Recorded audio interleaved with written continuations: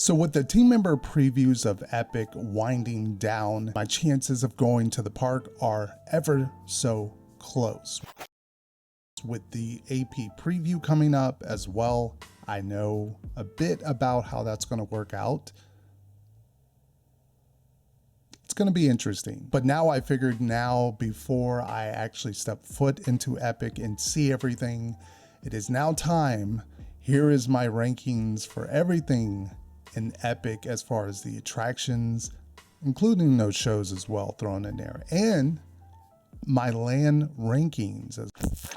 So the first 8 we are going to just run through. I am not going to take any time and slow down and explain why they're there.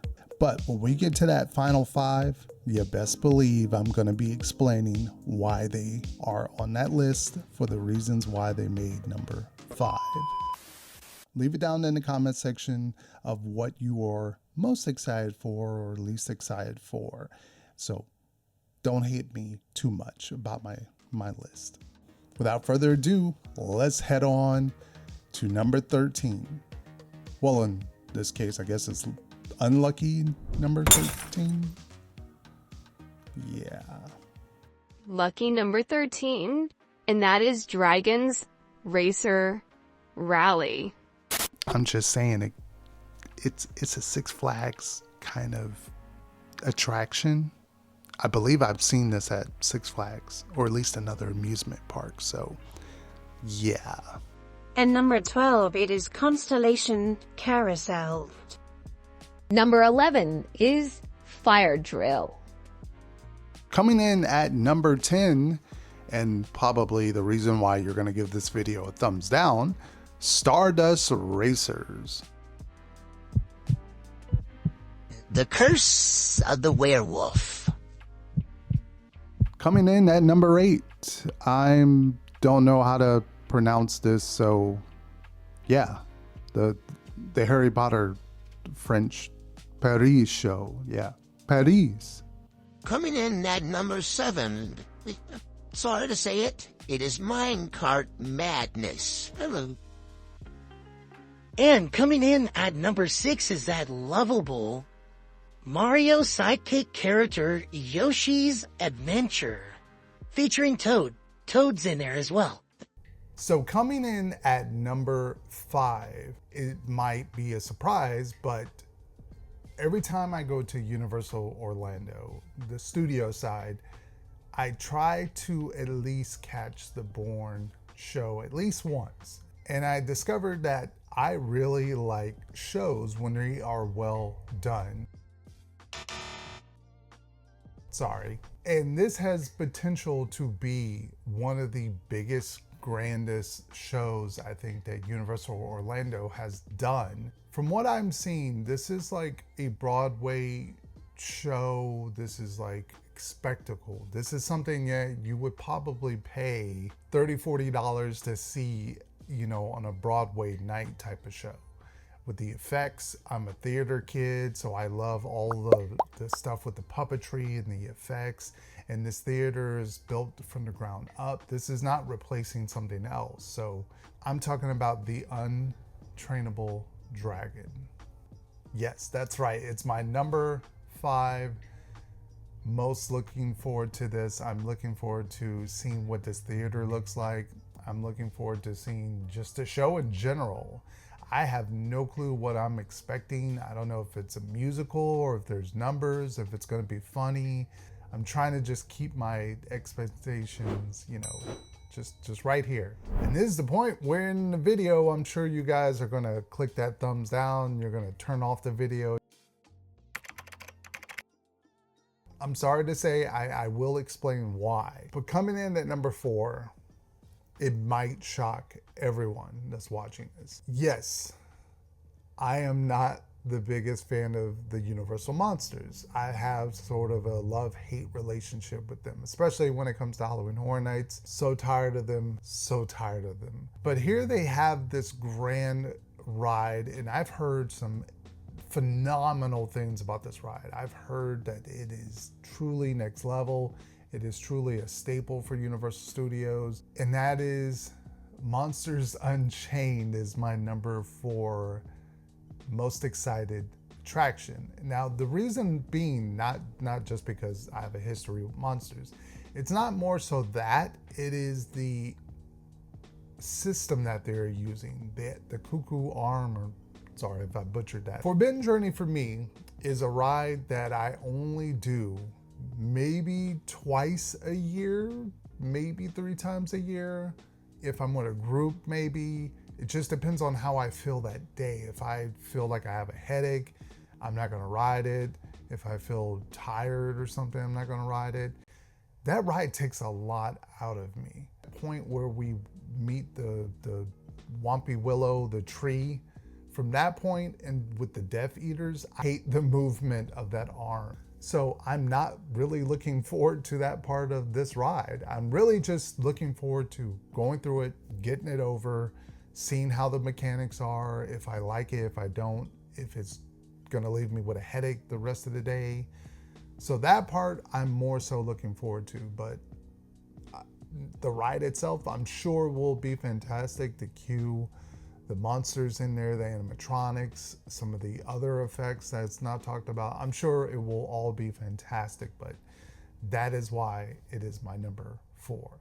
And so coming in at number 3, funny enough that we just talked about Forbidden Journey and the cuckoo arm, or whatever it's called, because now we are talking about Harry Potter and the Battle of the Ministry. Now, yeah, this is just like the last one, where it's a ride system I am somewhat familiar with, because a lot of people say, oh, it's like a Spider-Man, it's like a Scoop, it's like that vehicle, except for there's one factor in it that I am really super nervous about. I think the ride itself will be amazing. The queue line for sure will be amazing. It will be a sight to see. The ride itself, I'm very curious of how this is going to hold up. And more so because this stupid scoop system can rise, I'm very worried about that. I don't know if it's going to rise how far. Are they going to do a stupid midway 50-foot drop on this ride? That's why I don't do Tower of Terror, and that's why I don't do Jurassic Park, because I don't like drop. If it doesn't do that, I'm fine with it.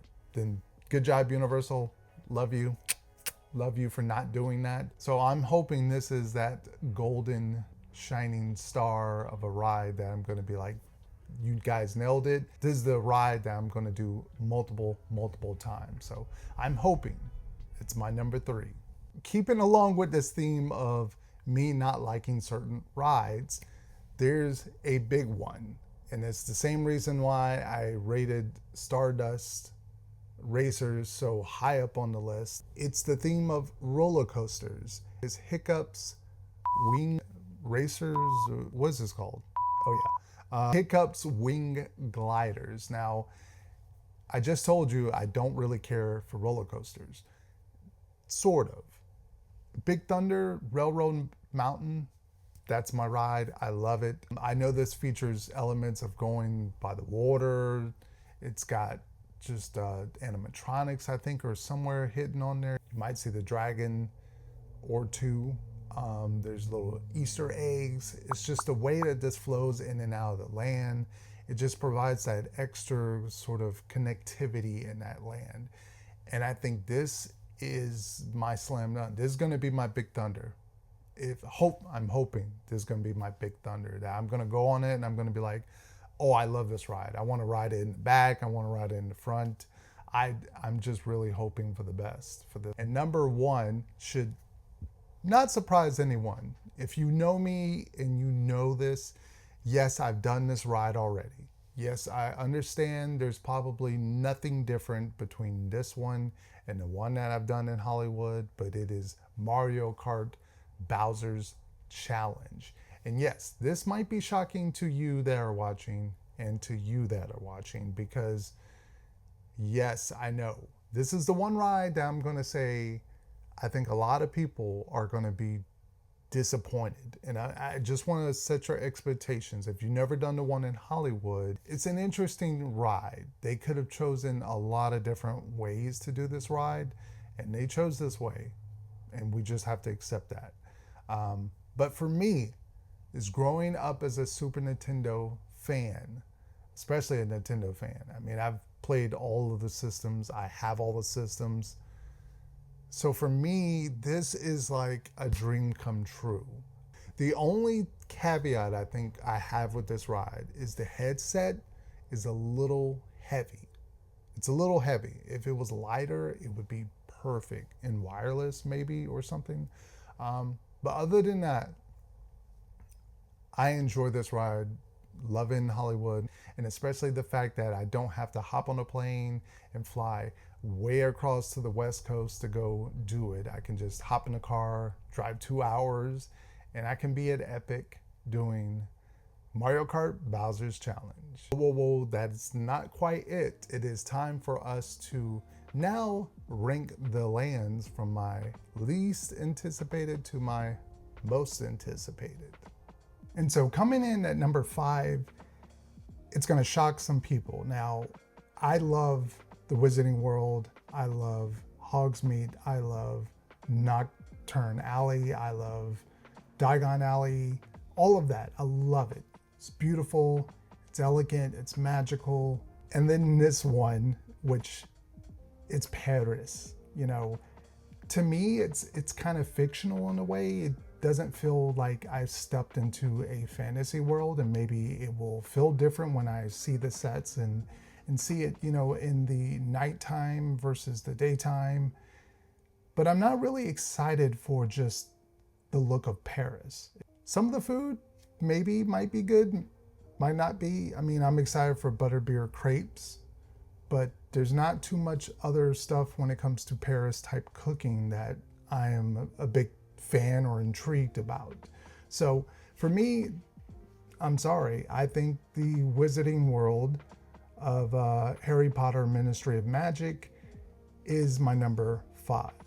And for my number 4, I hate to say it, because I'm sure this is going to grow in time and it's going to be unique. And just the way I feel when I walk through Islands of Adventure and I see the Port of Entry, and I love the Port of Entry. I can spend so much time in there looking around, listening to the music, the sound effects, all that good stuff. Celestial Park feels like a park. Like it's gonna have some nice water features, trees, but I don't know beyond that if it's just gonna just feel like a park. From everything that I've seen, it just looks like it is a nicely elevated park. Now, number 3 is probably going to shock people. It's going to get lots of thumbs down. Bear with me. Yes, I love Halloween Horror Nights. Yes, I love horror. Yes, I love the spookiness. But number 3 for me is Dark Universe. And I simply have some good reasons of why it is. Now, take for instance, Dark Universe, there's not much there besides, you know, it's a land. It has 2 rides, one of which I probably won't do, and the other one I might do every so often. And that's about it. There's some meet and greets, some shops, some restaurants, but it feels like there's not enough here. And I feel like a lot of this stuff, when you talk about the villagers and some of the people hanging around, I feel like that is the cool stuff that they talk about at the beginning of a park. And they put that stuff in there and then it goes away. Like in time, it's just one of those roles where it gets cut down and then you only see the villagers every so often, and then they're just completely cut. And then the land just feels like there's a meet and greet, there's 2 rides and some restaurants, and it doesn't feel alive. And I want this to feel alive, much how you go to Diagon Alley during Horror Nights and you see the Death Eaters and you feel their presence, you feel it, you hear it, you see them.